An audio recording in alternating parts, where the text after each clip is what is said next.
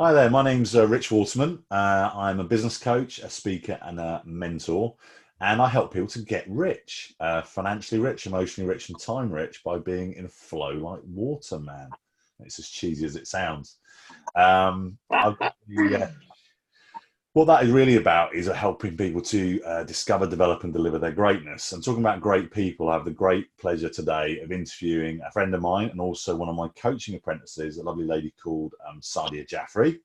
Sadia, thank you so much for coming on today and allowing me to interview. I really appreciate it very much. Thank you for having me. Oh, you're welcome. Why don't we tell people a bit about your background, about why you're here, where did you come from, and then we'll move on from there. Okay, why am I here? Where do I come from? So sounds like a song. So my background is in corporate sales. So I've been selling software services for nearly 15 years. It was an exciting job. I was traveling to different countries and doing presentations in front of really senior technology managers and convincing them to work with our company. It was really high value sales. So the deals that we did were worth millions of pounds. Wow. And obviously now you're a full-time coach. Why did you want to become a coach? So I really liked my job. I enjoyed my job. It was well paid. I really liked my colleagues. I liked the people that I worked with. The only problem was that selling software services was not my purpose in life. I felt like my purpose in life was to help people. So I felt a little bit stuck. I didn't know what to do. I was thinking, is there a job where you can help people that I could do? So I got in touch with Nick Stammers, who you know. Nick Stammers is the founder of Mobica, and I'd been in Mobica for 10 years. So I got in touch with him and I explained my dilemma. And he was really helpful. And he said he knew someone whose job it was to help people. And that's when he got me in touch with you. And every time you and I spoke, I thought, yes, this is what I want to do. This feels right, because I didn't even know there was such a thing as a coach. I mean, I was familiar with coaches in the sports world or in the acting world, but not really in life. So you suggested I read some books and you suggested I watch some videos. And every time I read a book and I watched a video, I used to feel, yeah, this is what I want to do. And I could see how coaching can transform lives. So that's when I decided, yes, this is what I want to do. Yeah, it's very cool. I remember when we first spoke, I just loved your passion for service and your insatiable appetite to learn about the subject and to get better at it as well. So yeah, both you and I share that joy of serving other people and sort of helping them to uncover their own greatness. But why do you think coaching is so important?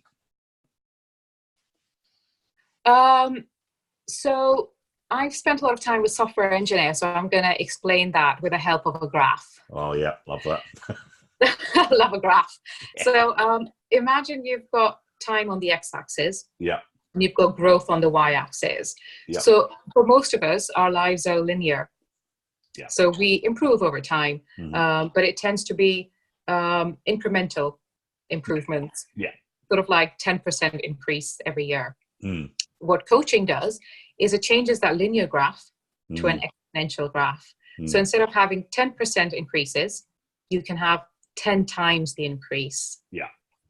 So coaching basically makes it possible for people to achieve things much faster than they could. And it also makes them achieve things they thought they never could.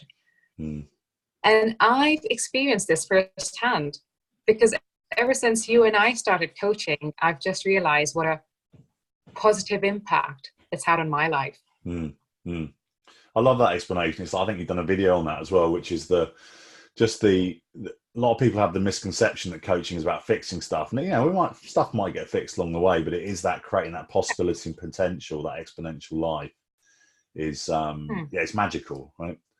And I know we'd love to help everyone with that, but we've got to decide who we're going to work with. So who do you tend to work with? So when I started coaching, I asked all of my friends and family if they would like to experience coaching with me. And, most of them said yes, which was great. So I started coaching with my friends and family. once I'd gained some experience, I got in touch with my customers from Mobica, and I asked them if they would like to experience coaching. And because I had such a good relationship with my customers, nearly all of them said yes. And I'm still coaching some of them now. And now I'm beginning to attend networking events.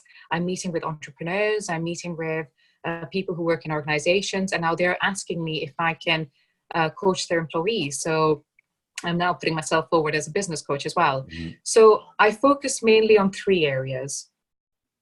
The first one is increasing sales, because that's what my background is. Yeah. Second one is career change, because I know what it's like to be in a career that's well paid, but it's not really it's not aligned with your core values.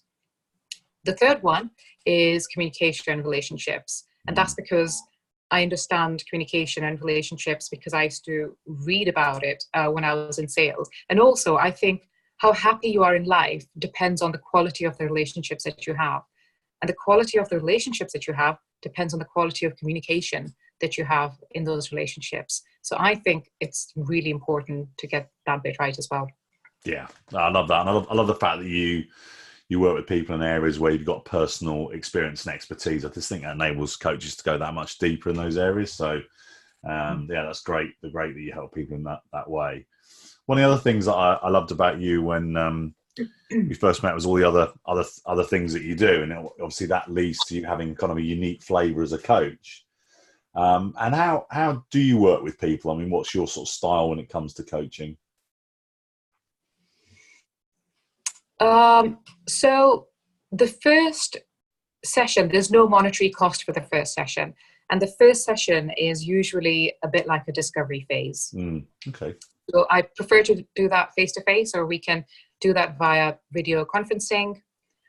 I start by explaining what coaching is and how different it is from therapy or consulting or counseling. I make the client aware that it might feel a little bit intense because I will be challenging them. I also explain that my role in this conversation as a coach is to serve and not to please. And basically that means that I might say things that I wouldn't say as a friend, and I ask permission if that is okay. If they say yes, I say, I will hide nothing. I will be very honest, and I request you do the same. And if they're happy to go ahead, I usually start the conversation by saying, what would make this conversation one that you'll never, ever forget? And that's when they go quiet and they start thinking. And it's amazing. It's amazing how people can have, life-changing insights just because you've created some space for them to reflect and think. I love that. And it's one of the reasons when I'm looking at who do I want to work with my own clients, I want to work with people that are able to own that powerful space and that I do find inspirational as well. And that was like kind of that with you, that box was massively firmly ticked, because when we first started talking, you directed me to some videos that you'd recorded about some very important social topics. And I know that you do videos on coaching and mindset as well. And then you speak in public about important social issues and also about coaching and mindset issues as well. Tell me a little bit about that side of it as well. Yeah, so I created a couple of videos. The first one was about sexual abuse because unfortunately, it's a very taboo topic in certain societies, and which basically means that women suffer from it and they tell nobody, because it's hard to talk about. So I did a video about that. And then I did a video about forced marriages because unfortunately, it's still very common in certain societies. And I just wanted to raise awareness. I've also done some talks in schools, and I've also done some other talks in other public places. And the reason I did that was because growing up, I didn't see a lot of female speakers. So I thought, what am I going to do about it? I didn't want to do nothing. So I thought, I'm going to create these videos and I'm going to do some talks. And now that I'm in this space, I would absolutely love to do some more conversations, some more talks around mindset and coaching. Fantastic. If people want to book a discovery call with you, maybe it's around sales, maybe it's around career transition, career progression, or it's around the kind of communication and relationship building piece, or they want to explore potentially using you as a speaker at one of their events, what's the best way for people to get in contact with you? Yeah, so I would love to coach people. I also want to say at this point, Rich, that I do have a criteria Yes. for the people I kind of coach. So two points in my criteria really. So the first one is they need to be ready. They need to be ready to take the next step or to get to the next level in their life. So that's the first one. They need to be ready. And the second one is taking action. Yeah. So being ready and taking action, because I cannot work with people who don't take action. You'd be surprised. There's loads of people who tell me they want to achieve this and this and this. And when I meet with them the second time, they had a list of actions after the first meeting. And, you know, in the second meeting, they've not done any of their actions. They've not even tried. Yeah. So it needs to be someone who's willing to take action and someone who is ready. Good for you. If you want to get in, so if you want to get in touch, happy for you to send me a message on my Facebook coaching page, or you can get in touch with me via LinkedIn. Yeah. If you type my name in the search box, I will come up. Luckily, there's not many Sadia Jafferys in the world, and if you spell my name correctly, you will find me. Excellent. And then equally, if anyone's watching this video on one of my pages or platforms, feel free to message me and I'll put you in contact with Sadia as well. So Sadia, thank you so much for your time today. I really appreciate it very much. I appreciate you, your lovely input as well. And yeah, I just can't recommend Sadia's work enough. So if any of that resonated with you, definitely get in touch with her and have a conversation. So that's it for me now. Watch out for the next video, and bye for now. Thanks, everyone. Bye.